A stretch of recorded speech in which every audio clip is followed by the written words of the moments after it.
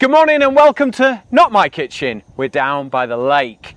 Derwent water, you can see Borrowdale right down there behind me. We thought we'd come out and cook. We don't do this very often, so it's going to be a very special episode.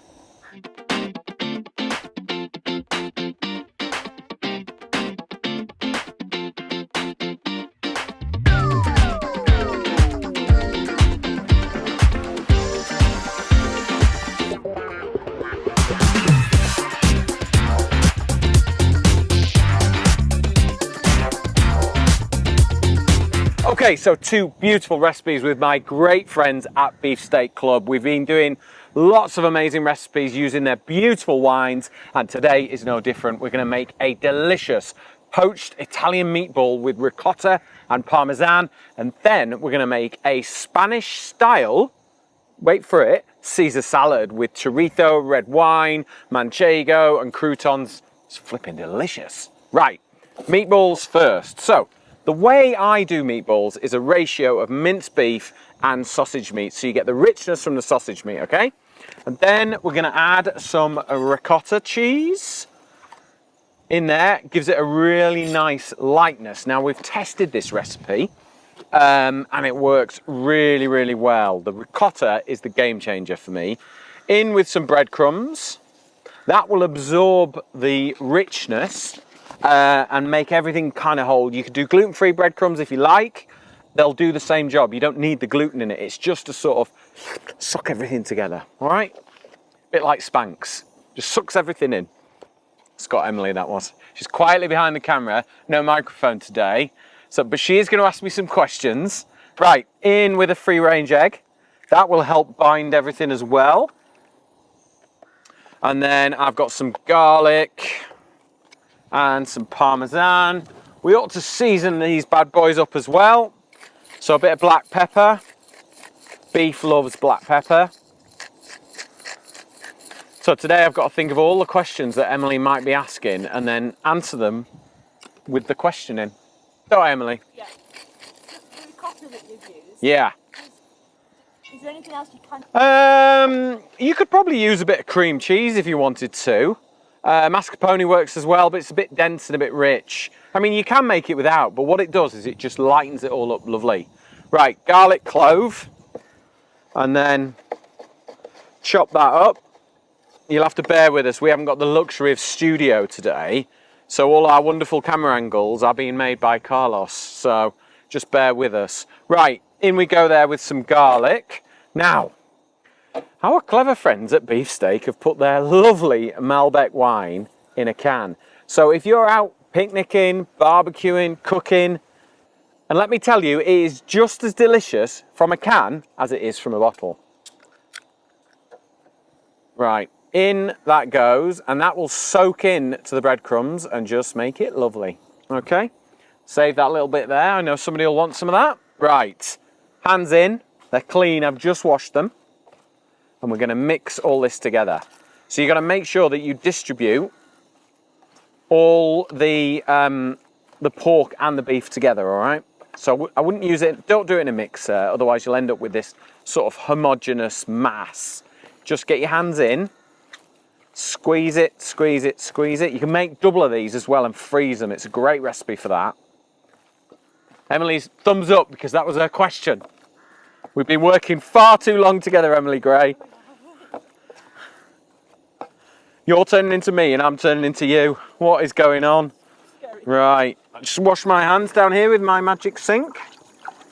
Now, for a little bit of seasoning, Parmesan cheese.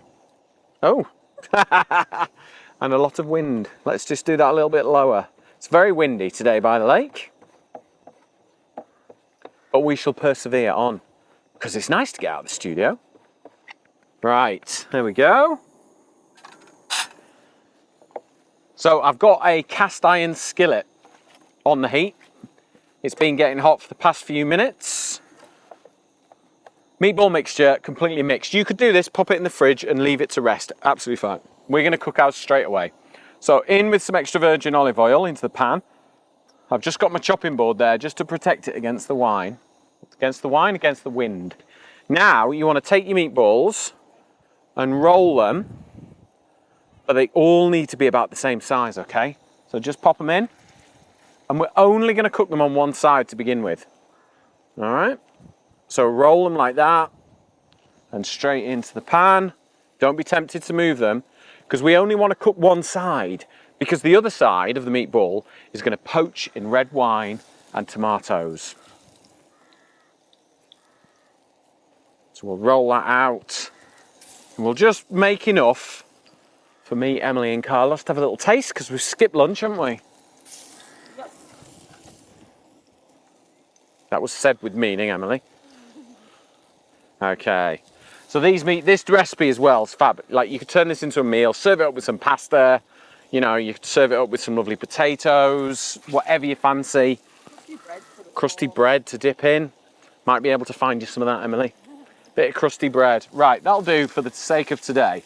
Now, the recipe that we've posted on the ebook, if you want our ebook with all our recipes, make sure you type in the comments free book, and it'll come down this side, and it'll launch into Facebook Messenger. Follow all the instructions and you will get our latest ebook with how many recipes, Emily, in there? 12? Oh, yeah. There's 12 recipes that are perfectly matched with Beefsteak Club wines. Okay, so let's get the lid on this in case any friendly doggies come and visit us. My dog would, for sure. Right, let's wash our hands. Right, I'll give that a quick wipe. Okay, so let's have a little look. So which one was the first one? That one. Almost ready.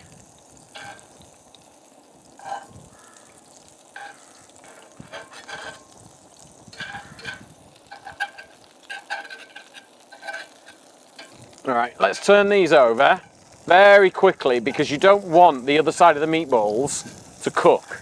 All right, not yet. So just turn them over. See how golden brown they are.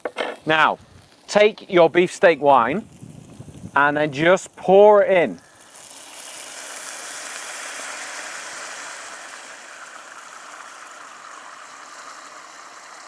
Oh, look at that. And then I've got a tin of chopped tomatoes. We're going to add that in as well. Just scatter it around. And then we're going to let that boil and reduce down. The meatballs are just going to absorb the red wine. That beautiful Malbec wine is just going to soak into the meatballs as they cook. The sauce will reduce and intensify, and it'll be absolutely delicious.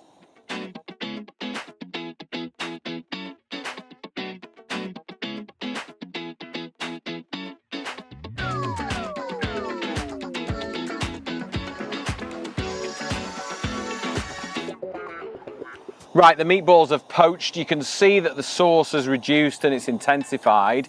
It's time for the final touches. Now, my worktop's not fully straight, so bear with me. But what I like to do is I'll just turn that gas off, is take little bits of the ricotta that's left and just plonk it in the middle. So when you eat it, you get like these little wells of creamy ricotta cheese, so that everything's a little bit different.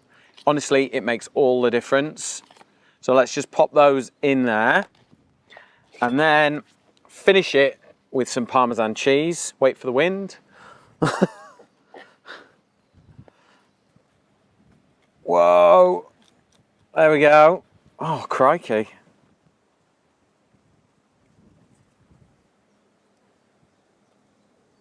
And there you go. That is how you make my amazing poached Italian style meatballs cooked in tomato and beautiful Malbec wine from Beefsteak Club.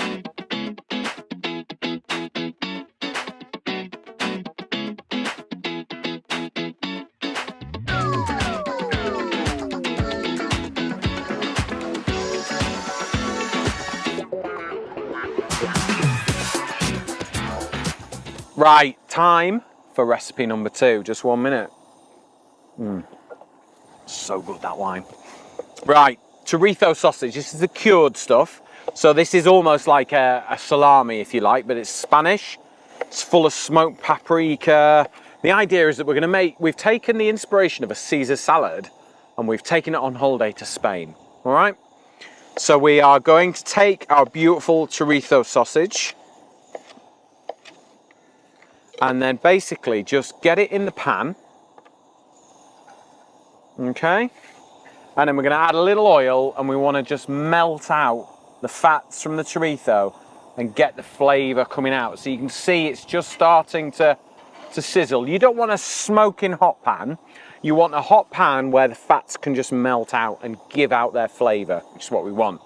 So while that's cooking, we've got a clove of garlic. So I'm just going to slice it up.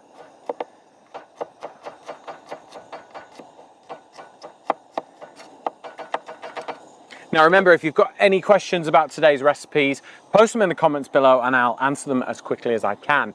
And don't forget, if you want the ebook, it's a free book with all the recipes from our Beef Steak Club series. Just type in the comments below, free book, it will launch into Facebook Messenger, follow the instructions, and it will automatically deliver you a PDF of all our recipes. Emily spent loads of time creating some beautiful images. You will love it. Right, in with our garlic. Oh, back to the kitchen on the next episode, I think, where everything's to hand, although I do love cooking out and about. I'm down by Derwentwater, which is in Keswick where I live. Right at the end, we've got Nickel End Marina and Portage Scale that way. We've got the launch and the theatre that way. We've got Borrowdale down there. It is just such a beautiful place to visit and to cook in. Right, so that's cooking away. What I'm going to do is I've got some stale bread here. It's a piece of focaccia or ciabatta bread. Just tear it by hand into little pieces. And we're going to get this into the pan, and this is going to create the most amazing croutons. Does it matter what bread you use? So you can use any kind of bread. All I would go for is like an open textured, so focaccia, ciabatta, sourdough, something like that. It's got lots of air pockets in, which make it a lighter, crispier, crunchier crouton. But, you know, at the end of the day, if all you've got is a bit of baguette, use that. I always encourage people to freeze their leftover bread that's gone a bit stale, because there's so many different uses for bread. Right, in with our breadcrumbs, or croutons. There we go. Give them a good shake, all right? We want the chorizo fat to seep into the croutons, and then the heat of the pan to crisp it all up, okay? So while that's doing, what are we on? We're on the lettuce now, aren't we? So I've got a romaine lettuce here, so it's a nice big, crispy, crunchy salad leaf. You don't want soft, sort of, you don't want rocket in this, you don't want, you know, like watercress, you want crispy, crunchy, all right? So all we need to do is cut down the middle again. I just leave it literally like that, and then let the whole thing break up. Just take that little core off.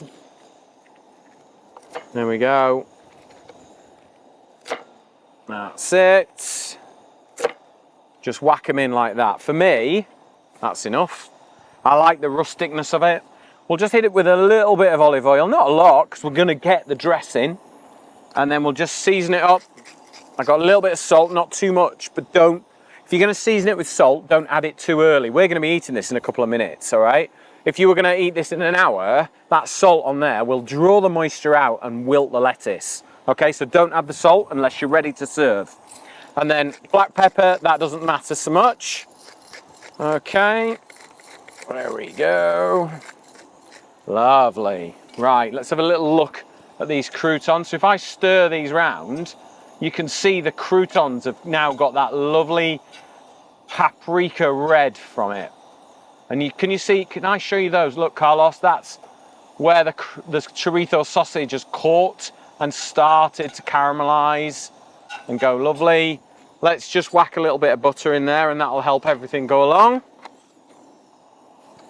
Butter makes everything better, doesn't it, Emily? Yeah. Right, okay. So that, couple more minutes on that, I've just got enough time. Manchego cheese. Beautiful Spanish cheese. Sheep's milk cheese traditionally, isn't it, Carlos? Say again? Sheep's milk cheese, isn't it? Yep. Traditionally. So, to keep with that sort of Spanish theme, We're just going to cut some of that up, just scatter it around. Don't worry about it, just chuck it in. This is not supposed to be a pretty, beautiful salad. This is supposed to be an amazing flavored salad, all right? And it is so good. All about the flavor. Right, so my croutons are beautifully crispy and crunchy, and they've just kind of laced with the chorizo oil. You can see how orange they are. Lovely and crispy now. We need to get those out of the pan, okay? So out of the pan and into the salad, okay? So just carefully grab them. You know, if it's too hot, leave it to cool down for a minute. That's fine, there's no rush, okay? I want to do this quickly because I want to get this back on the heat because we've got a couple more things to do. So there is your amazing croutons. Get your chorizo back on the heat, okay? And then what we're going to do is we're going to get the red wine. Now we're using our friends Malbec here, Beefsteak Club. For me, pound for pound, do the most incredible wine. This one's in a box. It is perfect for taking out on a picnic, honestly. It's really, really useful. 3 bottles, all in one box, easy to use. I've even tried it chilled. You may well have seen a previous episode that we did where we made a beautiful Spanish-style omelette. I've even tried a chilled version of this. I've put this box in the fridge. In a previous episode, we made a lovely Spanish-style omelette with manchego, potato, caramelized onions, beautiful, with a cold glass of Malbec. But today, we're going to get it in with our chorizo. So in with the wine. Now this is sort of inspired by a classic tapas dish where you would get chorizo and red wine served, and it is absolutely delicious. Right, the chorizo has just been boiling away in the red wine, and what's happened is the red wine has reduced and it is seeped into the chorizo, so it is packed absolutely with flavour. So let's turn that off and then just let it cool for a second, but fish out the chorizo and just serve that up there. And then you want to reduce the red wine down to almost a syrup, and that is our salad dressing. Okay, so it's almost like a lighter, summery version of the classic, you know, the chorizo and red wine, but we're serving it with super flavor loaded croutons and some lovely romaine lettuce with some little creamy little nuggets of manchego cheese. Now, it absolutely deserves a beautiful wine with this one. This dish is designed to be drunk with this lovely Malbec. Oh, that's good. Now, remember, if you want the recipes, type in the comments below, free book, and it'll launch into Facebook Messenger. You know what to do by now. Follow all the instructions and it will deliver a PDF of a beautiful cookery book that Emily has worked on for the past few weeks. You will absolutely love it. Thank you very much for watching. Make sure you tune into the next episode and I will see you soon.